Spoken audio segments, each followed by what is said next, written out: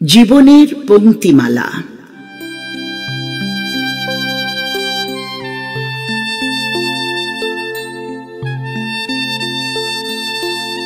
বাগানে অজস্র ফুলের সমাহার।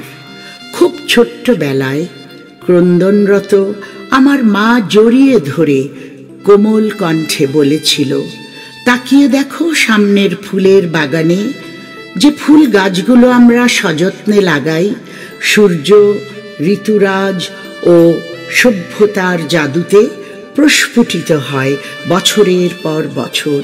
কি চমৎকার রূপ, রং, সুবাসের বাহার।